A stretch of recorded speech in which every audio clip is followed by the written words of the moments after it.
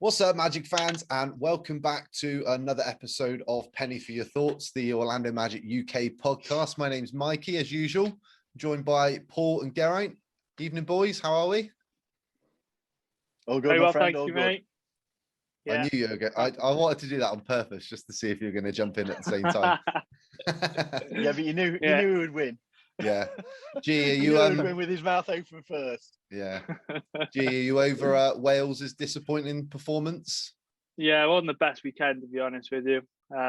Wales not winning, and then the Tampa Bay Lightning not winning. So we got a chance to put it right tonight for the Lightning and tomorrow for Wales. So let's hope they do that. You know it's coming home, G, don't you? So it's not. It's bloody not. Anyway, moving on from the football. And we are delighted this week to be joined by Jake Fischer, who previously worked for Slam Magazine and Sports Illustrated and currently writes for the NBA and covers the NBA for Bleacher Report. Jake, thanks for reaching out to us and jumping on the podcast with us. You got it, man. Thank you guys for having me. I'm excited to be here. Absolutely. So before we start, Jake was actually recently on another Magic podcast, the Sixth Man Show, with our friends Jonathan and Luke, and you were talking about your new book that you just released, an author of Built to Lose, which was all based on the tanking era and how all that sort of started a new trend in the NBA. So if you haven't listened to that episode already, go and give that a listen, because there's some great stuff on there. And we're going to cover some of that tonight anyway. But yeah, great episode, that one. So before we jump in, Jake, for those who don't know you, I'm going to change it up a little bit here. How did you start writing and covering the NBA? Because I know, listening to the Sixth Man Show, you started at a really young age. And can you give us a bit of insight into your journey so far? Yeah, thank you. I was saying it a bit off air. I mean, Orlando and the Amway Center played a big factor in my career. I was lucky to be at a great high school newspaper in New Jersey. I blogged a little bit for the Huffington Post, but when I got to college, I ended up, through the Huffington Post blogging, I landed an internship at Slam Magazine. And that summer of 2013, when I was interning at Slam, they kind of just put you in the back corner of the office and say, like, make this what you will.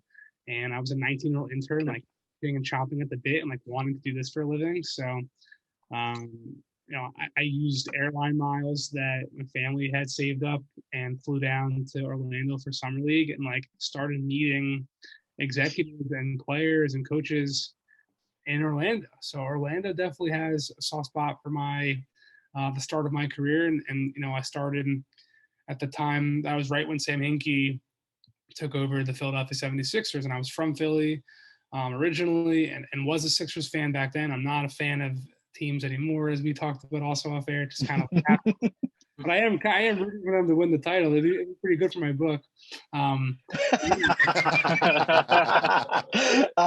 That's a great take. Love that. I was covering the Sixers to start, and if you guys recall, Hinkie wasn't announcing the pre-draft workouts. It's something a lot of teams do, but he wanted to hold all his information in secret. So how I got my start, I always wanted to be a reporter. I didn't want to be an analyst or a guy on First Take. I wanted to be somebody who told stories and got to talk to people. So I just started reaching out to players and agents who were working out in those workouts. And if I knew one person was there, I'd call that person. Like, that's how I first got TJ McConnell on the phone in the draft in 2015, I believe. And, they'd say, oh yeah, these other 6 guys worked out with me too. And I'd report that workout. And that's kind of how I got my start. So from there, the more access I got to Sports Illustrated and was there for 4 years.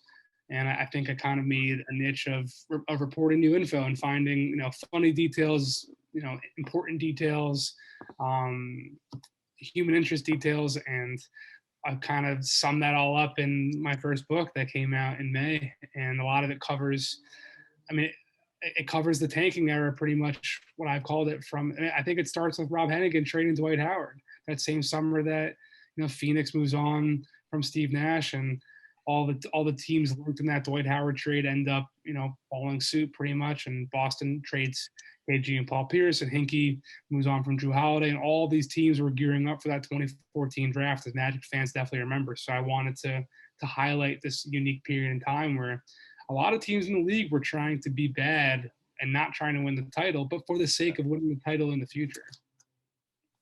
How difficult has it been reporting this season with the pandemic and everything?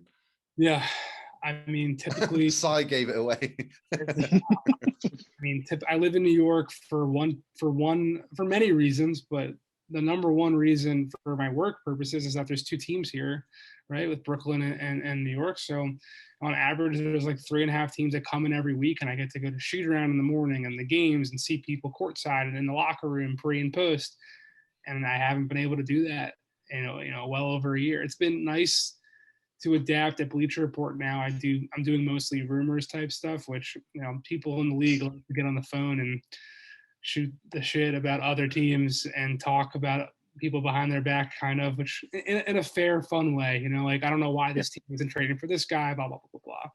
And that's been, I think I've been able to further some relationships this year, actually, by, checking in and calling people and having that kind of routine of like, I'm just going to call now because I got no other option to. So it's been nice. And I think it's been a good adaptation. But yeah, I would love to get back into an arena and go in the locker room and talk.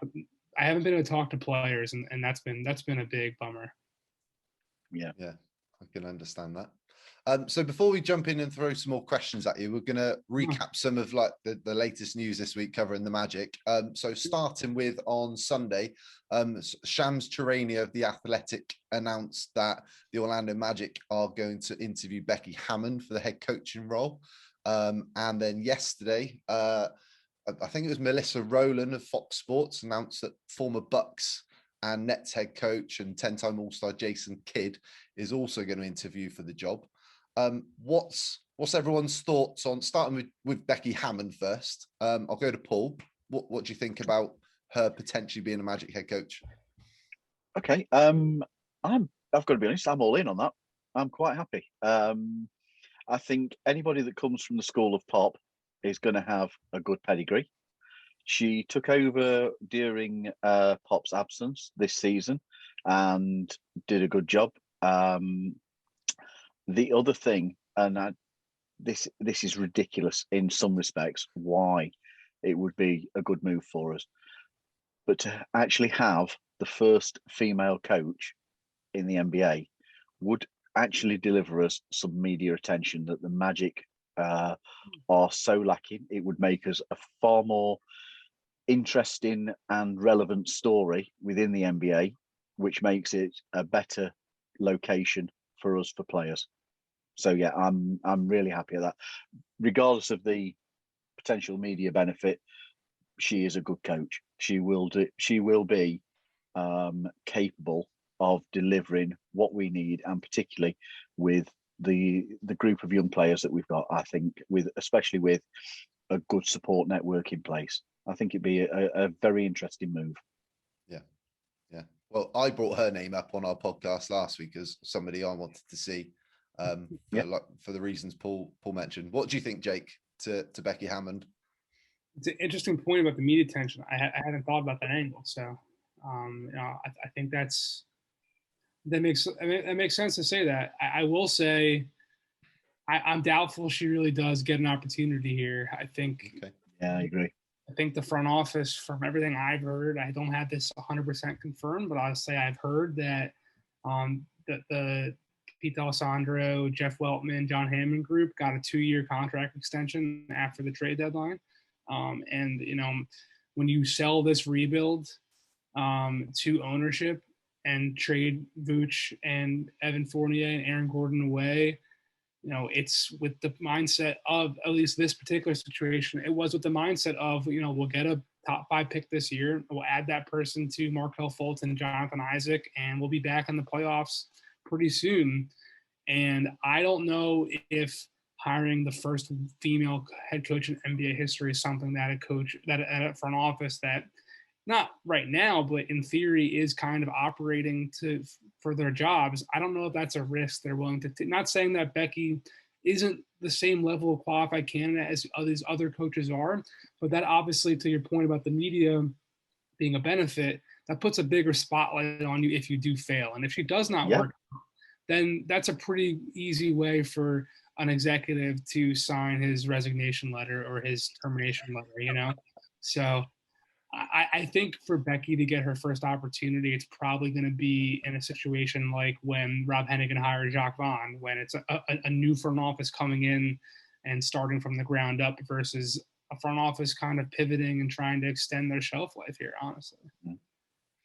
I ultimately, I still think that we're more likely to have somebody that our front office does have some form of connection to from past experience. Mm-hmm. But I do think she'd be a very, very interesting acquisition for the team. Yeah. Garrett, what's your thoughts on Jason Kidd? Well, I'm not the biggest Jason Kidd fan. He's an exceptional player. He's had his opportunities in Milwaukee, in Brooklyn, and he's, coached some very, very good players. But he's never been able to take them, to the next level. As a developmental coach, I don't know if he's the right person. We said last week, person I want is David Vanterpool, the assistant at Minnesota. I'm a bit disappointed I haven't seen his name come up to say he's interviewed. So the fact, we've just got Kidd and Becky Hammon. Out of those two, I'd probably prefer Becky. Not to say that Jason Kidd is a bad coach. Seen some, good stories about him, but I don't think he's the. Well.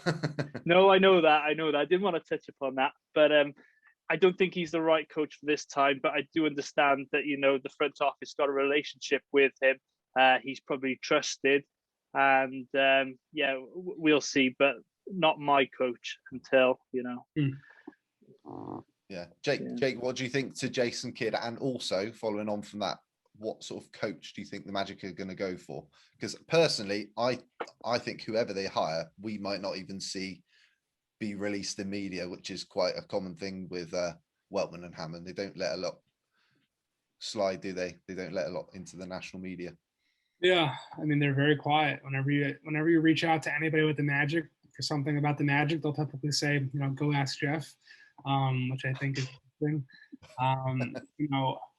I do think I'd started hearing like 2 weeks before that the news got announced that Steve Clifford was about to part ways, that he had a year left on his contract, and I wrote this for Bleacher Report yesterday, that he's not going to get brought back next season if he's not in for a rebuild, right? So I think that it's pretty much cut and dry. I mean, I think Cliff still thinks he's got a shot at the Indiana job, honestly, from everything I've heard. I think that because of that, they're definitely looking more player development centered and someone who's probably maybe not younger, but someone who can relate to a younger group of guys well and skill develop. I mean, Kenny Atkinson's name's popped up for that reason. Yeah. I think this could be an opportunity for a first-time assistant like Darvin Ham or Charles Lee. But the kid stuff, I will say his name's popped up a lot more and more the last week or so.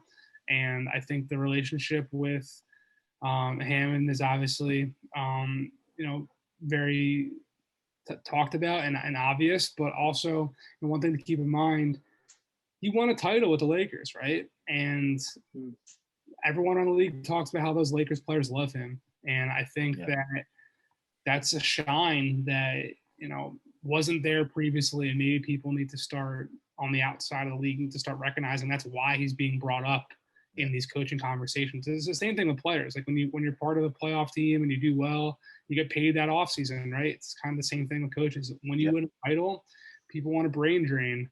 And I think that's why he's now a candidate, and maybe he has an opportunity to showcase that he's evolved from his past 10 years with Brooklyn and Milwaukee.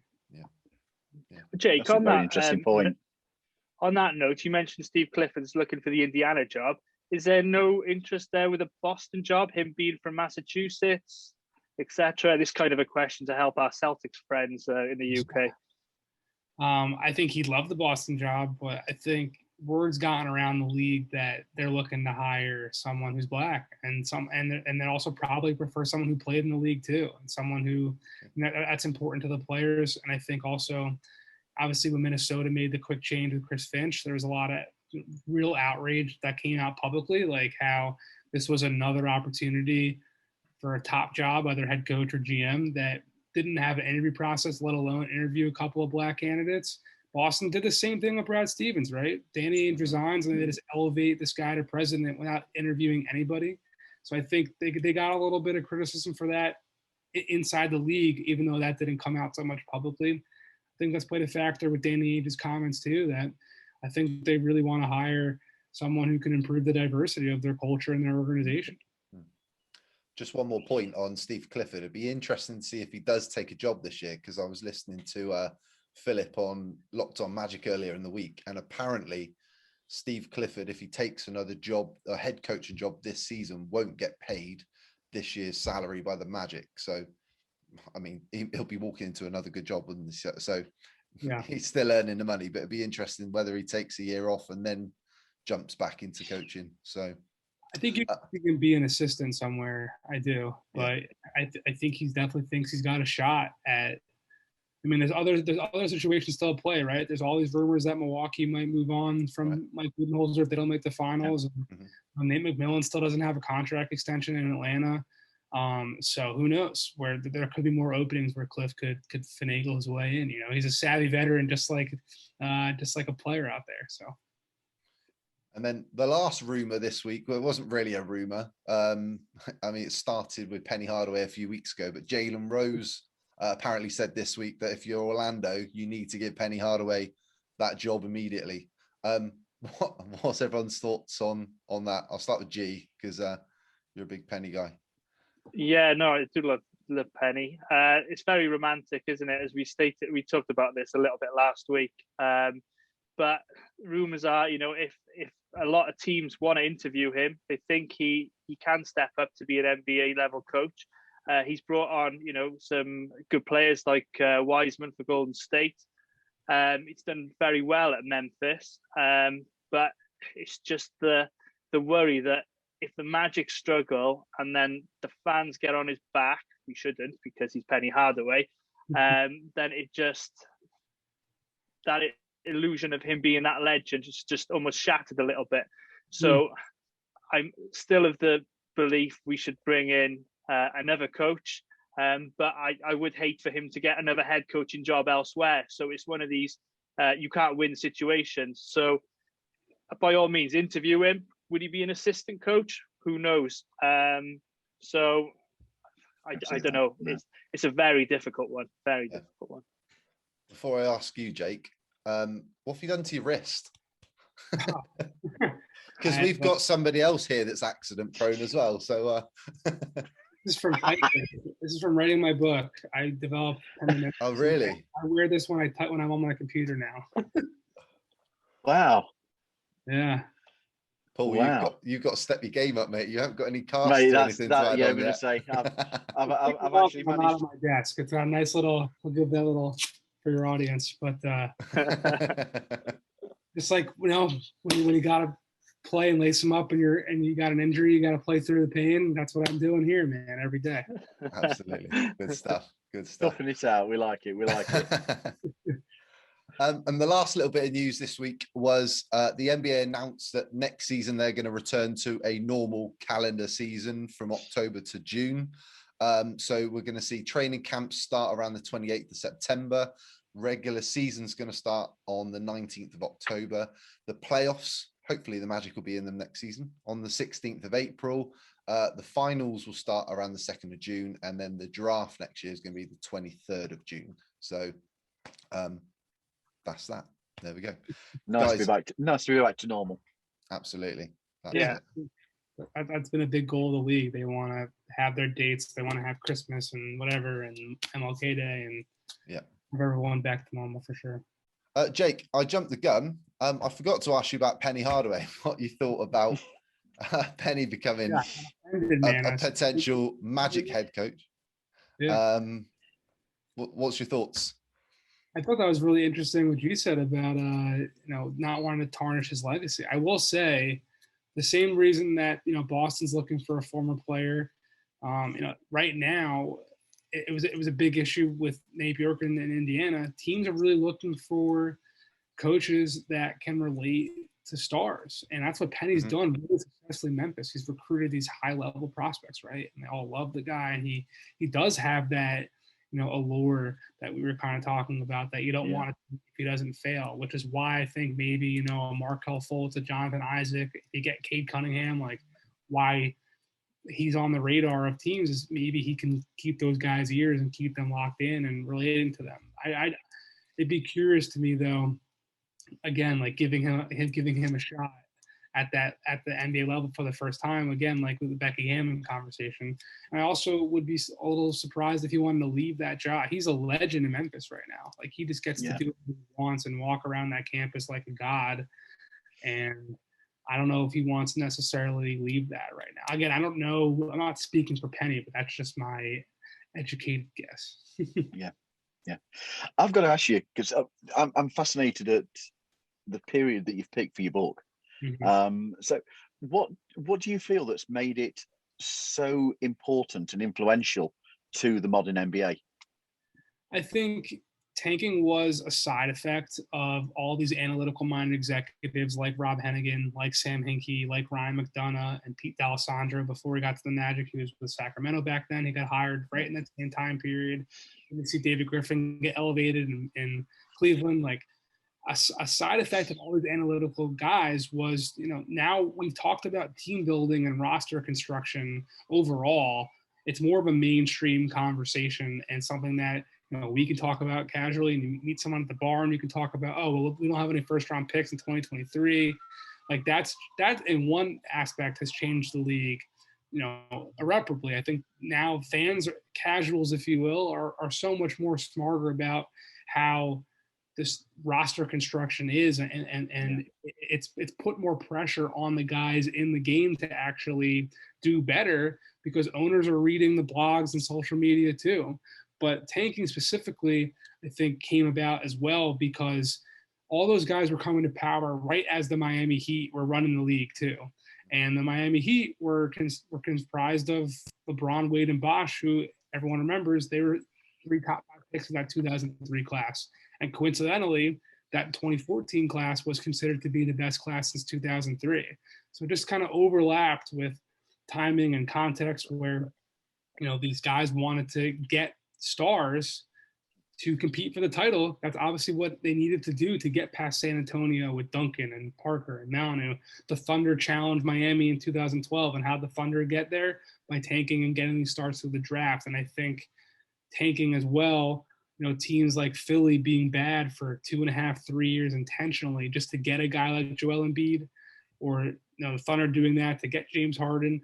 Like, I think that concept has played a big factor in empowering these players too, and making them realize we are this valuable. We're worth 2 years of playing like crap just for the sheer chance at a lottery ball of even getting the chance to take me, let alone actually taking me. So I think that's a long rambling answer, but I think all that really played a factor into creating this crazy, hectic, news spinning league that we see today. I was going to ask, just as a follow-up, I was going to ask you if you did feel that there was anybody that tanking had really worked for. I think Philly's an obvious answer, right? But I think a lesser. I mean, and they didn't do it as directly, but Phoenix 100% tanked the same time period as Philly. Obviously, they took DeAndre Ayton number 1, and credit to the Suns for picking him. Sure, he's not Luka, but he looks like a damn good starting center for the next 10, 15 years in Phoenix. Yeah. And they got Devin Booker. This great detail in the book that Booker refused to work out for Utah at number 12, the pick before in 2015. It's like it's a big reason why he was even available. But give the credit to the Suns for taking Booker at 13 and developing him into what he is today. And a big thought of tanking and getting these guys through the draft is, like, Miami had Wade, and then Wade brought Wade and Bosh with him. You got to draft the stars to bring stars to join you. And Phoenix was a little more wayward and a little more chaotic, but they get Devin Booker and DeAndre Ayton and draft Mikal Bridges, and sure enough, Chris Paul wants to join that young group. So I think the Suns are another really great example of how playing this draft patiently can, can really have real big dividends down in the future.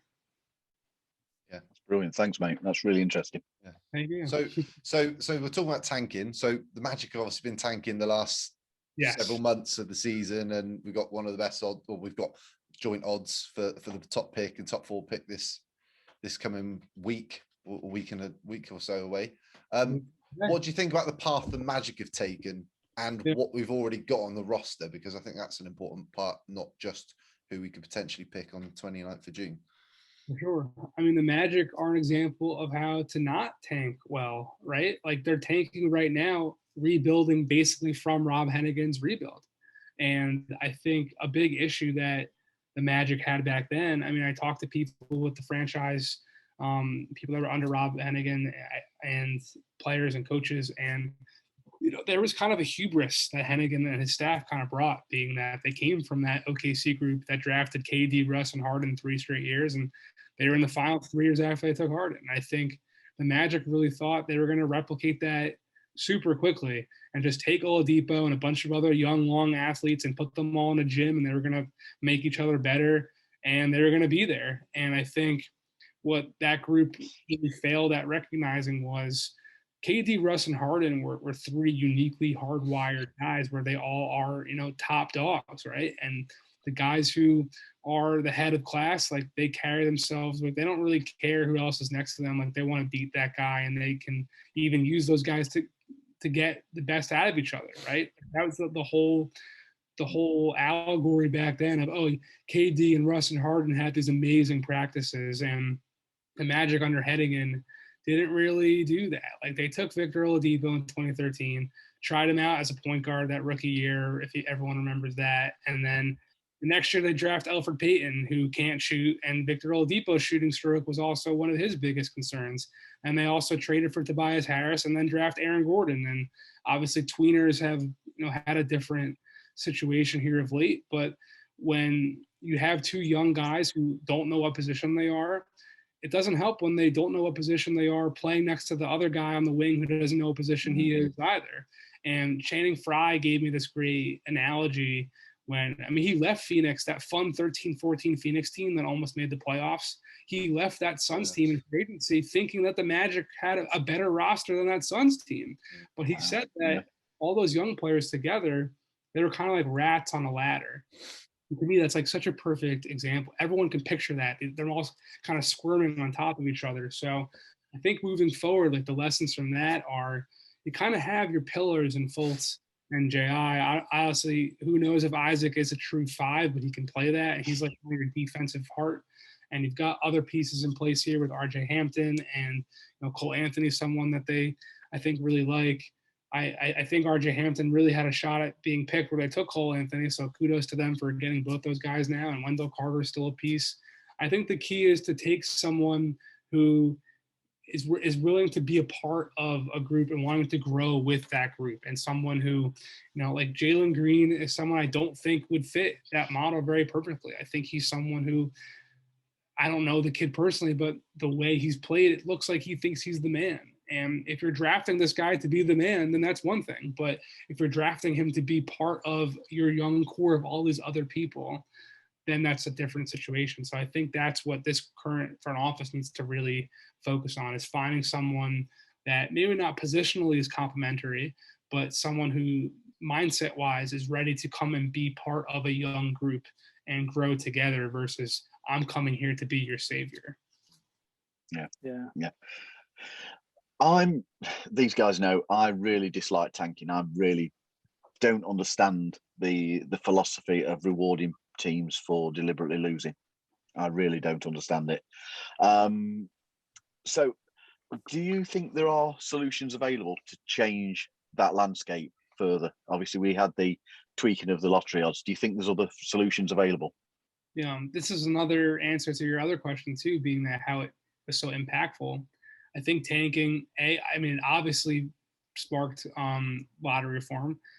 It also played a big factor in, or eliminating tanking played a big factor in the calculus behind the play-in tournament. I think it will continue to play a factor in trying to introduce a midseason tournament if we get there too.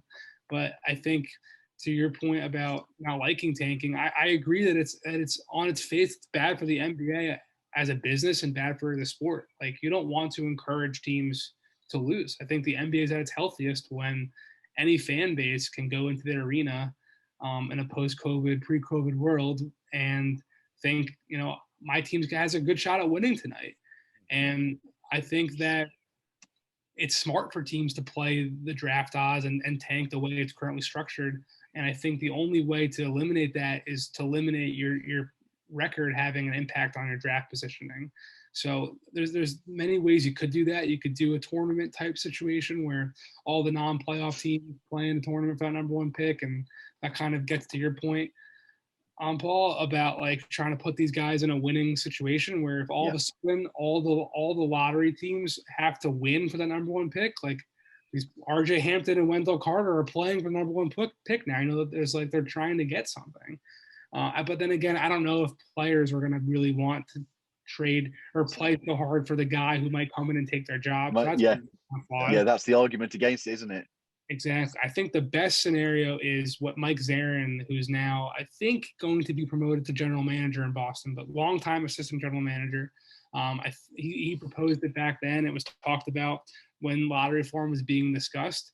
The wheel concept where you put all 30 teams in either 5 or 6 buckets. You still have a lottery, but your range is predetermined. So on a 5 or 6 year cycle, let's say you're in the top 5 in the first year. So teams 1 through 5, there'll be a lottery.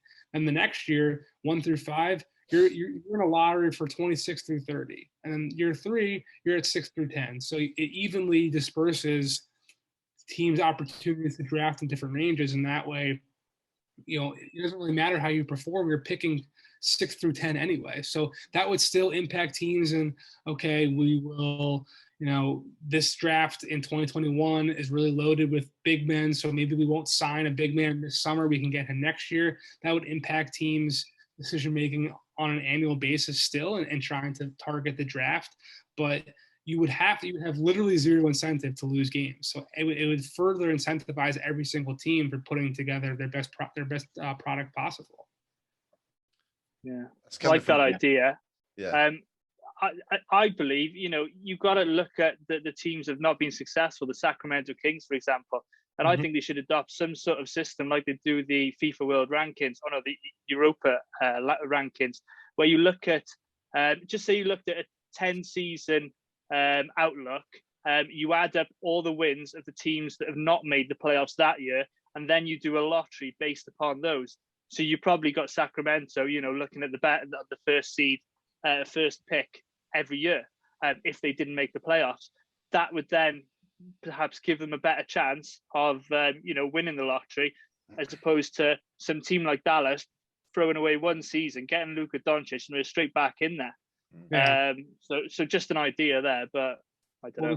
The Kings are an example of how not to tank, being that they haven't tanked hard enough. They never really got high enough in the draft to get a difference maker, and they staked their franchise around DeMarcus Cousins, who fell to them at number 5 because of personal, off the court type question marks and behavioral question marks, and they reared their ugly head a lot with Sacramento. And then they'd fire their coach and they'd bring in a different executive like Vlade Divac behind Pete D'Alessandro, and then Vlade usurps them. Like, that's the kind of stuff that no franchise can get around. Like, you need to have a directional force between your ownership group, management group, coaches, and players. That is one testament to the Magic. I think, the DeVos family's, details aside, I think, they pretty typically empowered a front office, and Alex Martins, the CEO, has been there forever. Like, it seems like when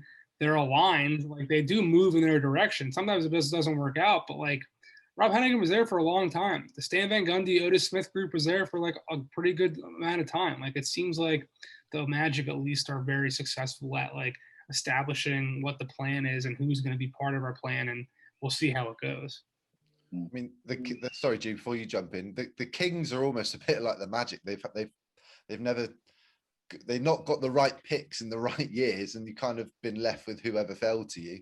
I would say the only difference is if you look at like Vucevic, we developed him better than the Kings have with the majority of some of their players. Last question from me, and it's it's sort of tailing off of what you just said. How much do you think the play-in tournament played a part in terms of less teams tanking this year? Because I think it's something that certainly worked. Yeah, I mean the Wizards in a different year, maybe they don't fight for it. The Kings obviously kept trying to get back into this Western Conference play-in tournament for sure, but we still saw Orlando and Detroit and Houston and OKC all trade away or waive players and then bench players. Like Terrence Ross is not John Wall or Al Horford or waiving Blake Griffin, but he's a legitimate starter, six-man type guy in this league, and to just have him rest for half the year is like something. Saying he wasn't injured. It's more bald and brazen than anything Hinkie ever did, right? So I still think tanking's alive and well. This is a top 5 class. Everyone says it's a top 5 class, and the Rockets are guaranteed a top 5 pick. So even with the lottery, they're still guaranteed to fall no lower than 5. So I think tanking is still alive and well. The play-in tournament, it definitely has influenced some teams to not do that. Yeah. So you mentioned a little bit earlier, the Magic lacked shooting, and that was obvious again this year. Are there any draft prospects other than the notables, the top 3, 4, that the Magic could potentially take, with the 8th, 9th for the Bulls pick, or a free agent perhaps that could assist, and is on a kind of a friendly contract? I think they probably need to. I mean, I'm a Wendell Carter fan, or at least I was. So I'm not ready to quit on him yet, but I still think they could benefit from adding more bodies to the front court. I mean, right now they've got R.J. Hampton, Markelle, and Cole Anthony. It's a pretty crowded, lead ball handler type situation. They could probably benefit from some wings too. So I think the front court is probably where I'd be most interested in adding. Two-way wings are probably pretty the easiest to develop, I'd say, for a rebuilding team. You look at what Chuma Okeke was doing down the stretch.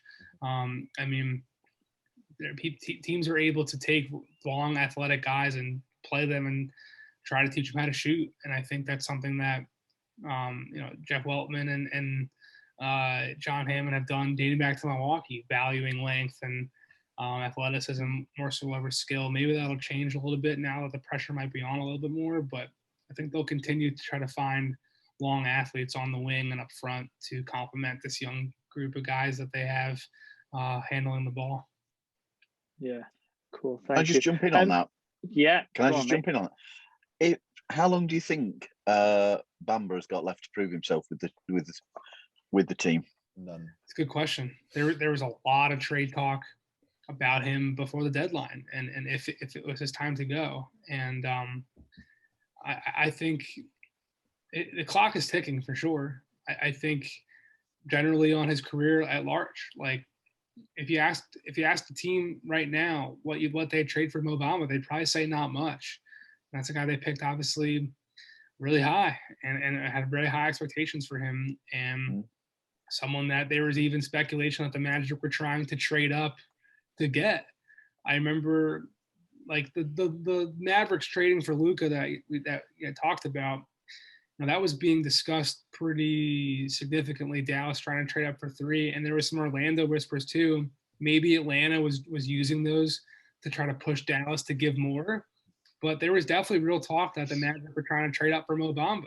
So I think the clock is definitely ticking on him figuring it out as a pro for sure. COVID didn't help, and his asthma and that type of stuff is definitely like a factor, but we'll see if this can be a big offseason for him to get, put a little more muscle on and really, find his footing in the league, definitely. And if they draft Mobley, that could be. Yeah, that'd be the end. With what Jake was saying, that's what made me interested as to how close do you feel he was to being on that timeline of off you go. Thanks for coming. Yeah, That's brilliant. Thanks, mate. yeah. I think you're picking up on something pretty legit. I think, yeah, the Mobley thing too, and obviously JI's ability to play small ball 5. I think that part of rebuilding is there's a lot of unforeseen variables that pop up, whether it be injury or the guy you want getting picked ahead of you, like you mentioned, Mikey. Like everyone knows at this point, the Magic really wanted Kristaps Porzingis both in 2014 and then again in 2015, but the lottery luck didn't work out their way. They fall to 5, and Kristaps goes 1 pick ahead of them. So, Bamba not working out to the way that agrees is another unforeseen variable, right? You didn't think he necessarily would not have started. I mean, I was a huge Mo Bamba fan. I thought he was the perfect center, right? He could block. Like Rick Carlisle made kind of like a joke the other day saying, I'd love to get someone who can shoot threes and is an amazing rim protector. Like those guys don't grow on trees. So I was hoping Bamba would do that, but he's not it right now. That's brilliant. Thanks, mate. Yeah. So Jake, back in the day, good old days, early 2000s, Orlando was seen as a key free agent market. No state tax. You've got the weather. We had the cap space. We had a good front office. Not saying that this one's bad or anything. But with the current, core that we have, potential pick, and LeBron James with his comments a couple of weeks ago saying, I wouldn't go to Orlando. Do you think that Orlando can be a destination for free agents in the future, given our assets and players? I think it could be. And I mean, the fact that it already happened, like you mentioned, I think shows that history can repeat itself. One thing that's certainly hampered Orlando as a fair weather market and the state income taxes at Miami is Miami, right? Not to pour salt in the wound, but that just is what it is. It's true. It's true. Yeah, but the Heat are also, they have their own plan in place, and maybe if Markel can continue to progress and let's say they get Cade Cunningham and he's Luka 2.0 and he's this great bigger ball dominant guy who creates for everybody, sure, why wouldn't someone want to go there? Or even like David West signing with Indiana back in like the late 2010s, right? Like someone like that, a second tier free agent maybe coming in to join that young group, even like Channing Frye did back in 15-16. Someone maybe bigger and better than Channing Frye, a borderline all-star type guy. If the money's right and the timing's right, I think anything can happen. But I think that's why tanking is so prevalent, right? I just said if they get these stars. So most teams like Orlando, like they're not the Lakers. They don't have the margin for error where they can be the worst team in this tanking era that I cover in my book. They were the worst team in the league from 2012 to 2017, literally the worst record. LeBron still comes in 2018, and Anthony Davis wants to get traded there. So the Lakers trade all the picks they had, and they get AD, and they win the title. The Magic don't, unfortunately, have that margin for error. They need to draft these guys to then become a free agent destination. So I think that's a theme throughout the league. But you're right. At a certain point, once they do get there, I think the weather and the income tax will play a factor for sure. Orlando's definitely really interesting. I think we could definitely be a player at the table when those players come around. There was a couple of years ago, I think it was under Hennigan, there was rumours that Paul Millsap was close to signing for us as a free agent after he left Atlanta when he was an all-star. So the perfect type guy that I was referring to, that second tier type who can be an all-star in his best career. Yeah, definitely. Yeah, absolutely. Cool. Jake, thank you for coming on. For those who don't know where to buy your book or where to follow your work, can you let everybody know? For sure. Thank you guys for having this. It was a lot of fun.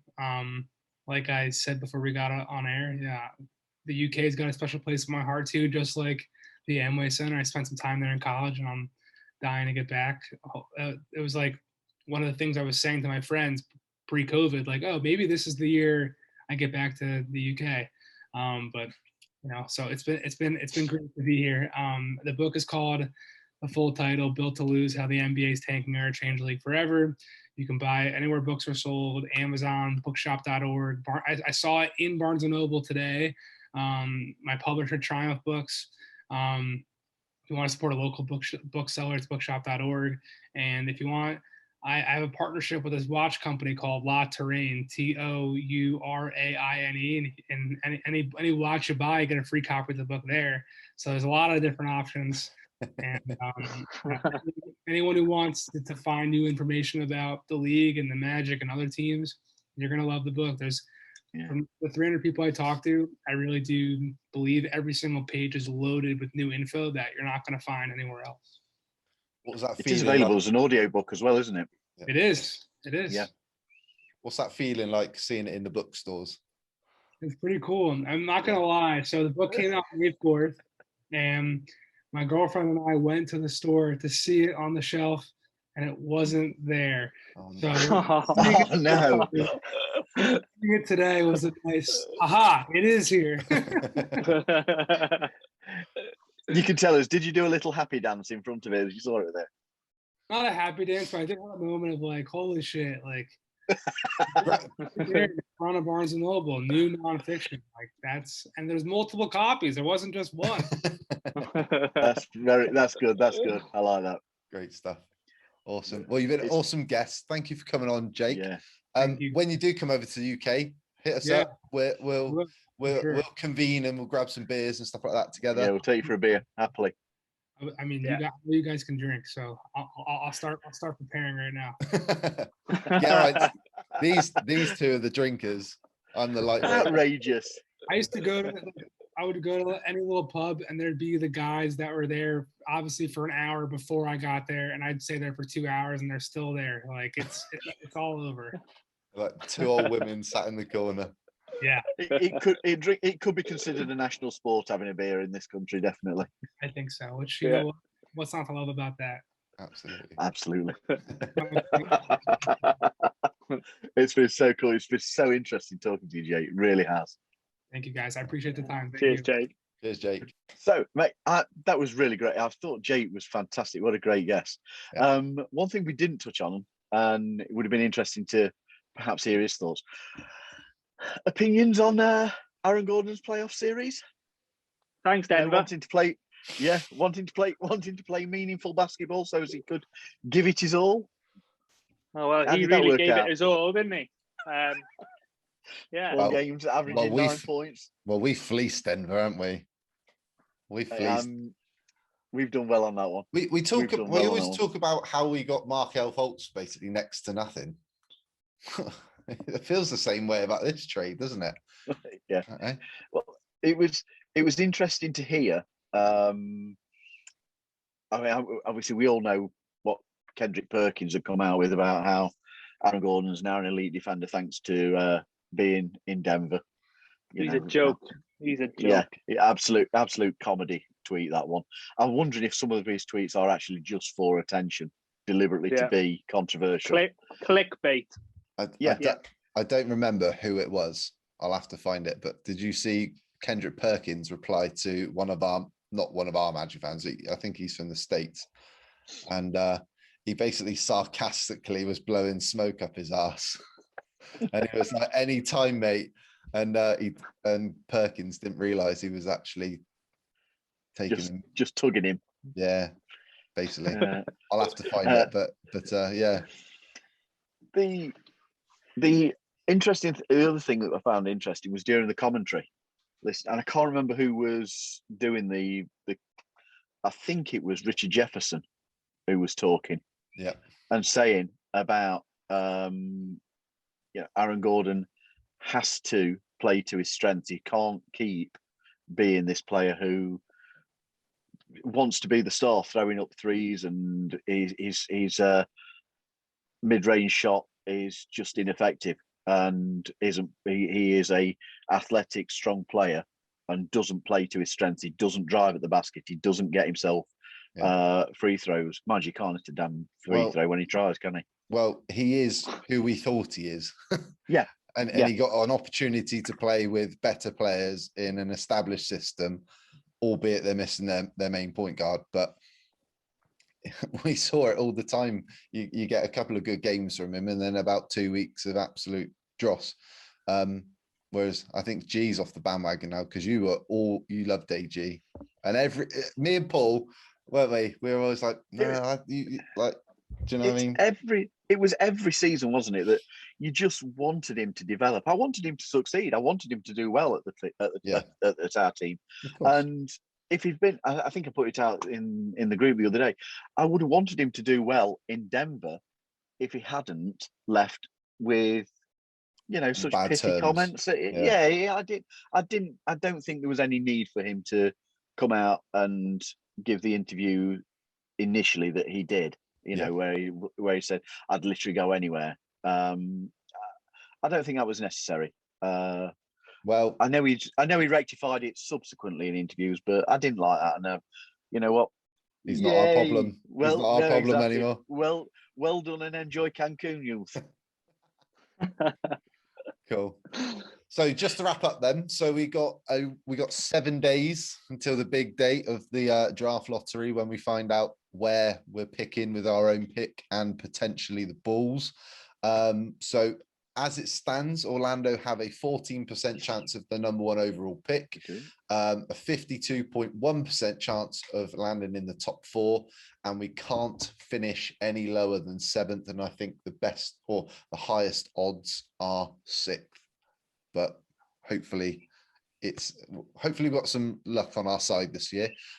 Chicago's pick, they've got a 4.5% chance of finishing number 1, 20.3% of finishing in the top 4.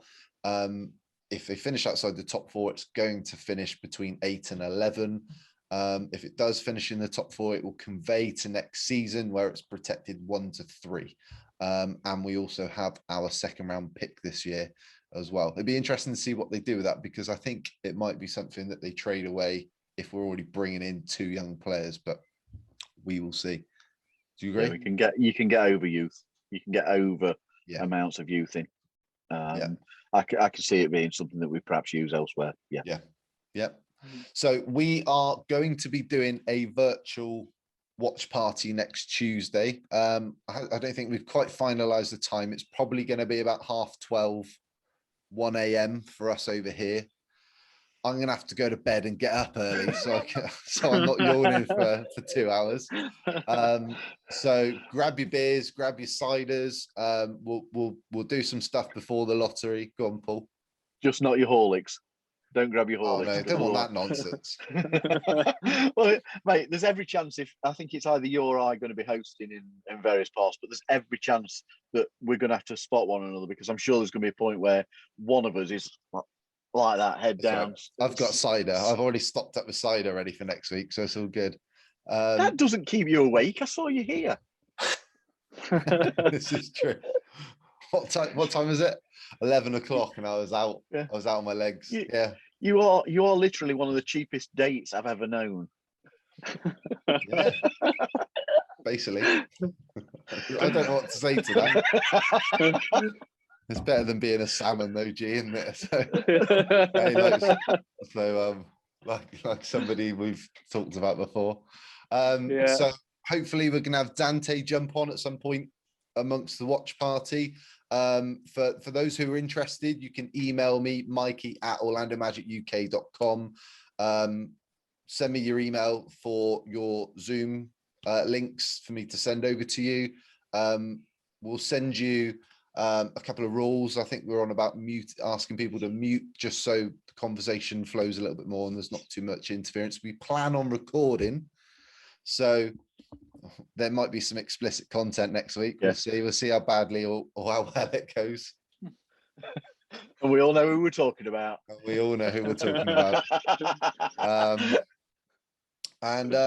So we'll send some more details out on that. So look out for social media. But if you want to email me in the meantime, fire away. Quick thoughts, guys, on the playoffs. Last week we changed our predictions.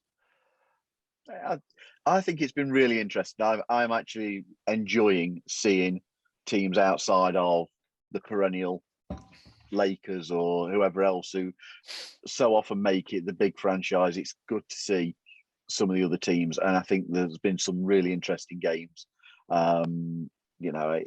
It's been good. I'm enjoying watching it. I am enjoying watching it.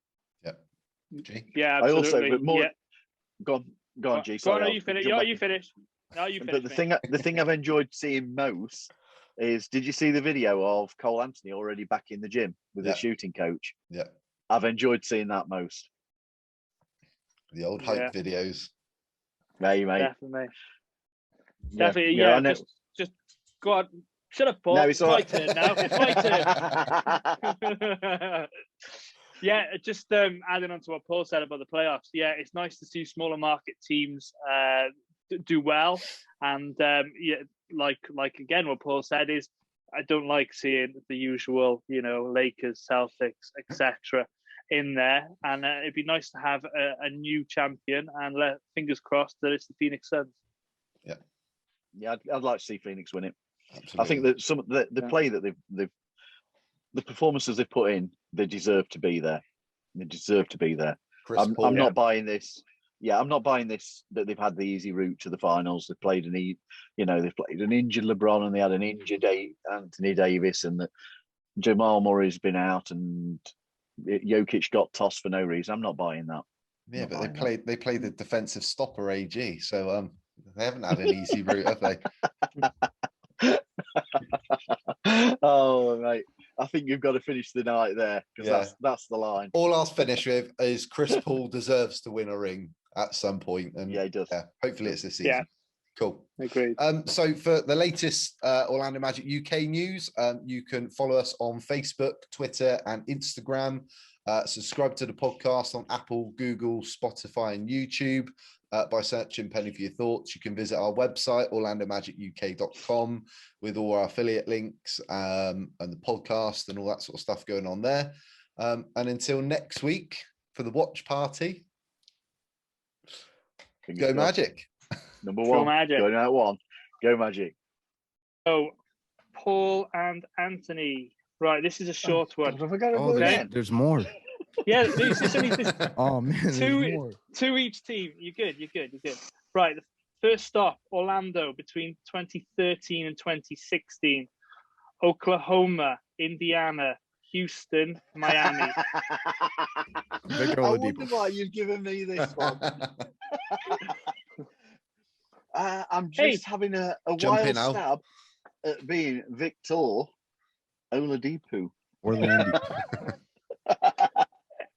Mr. Oladipo. Mate, that was far too easy. I know. We were going for the sweep then.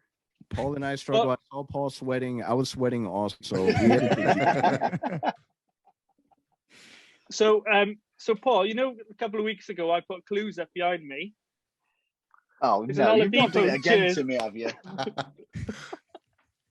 There's an Oladipo jersey up there, and there's also a Howard jersey. Now, whilst it's not Juwan Howard, Howard is up there.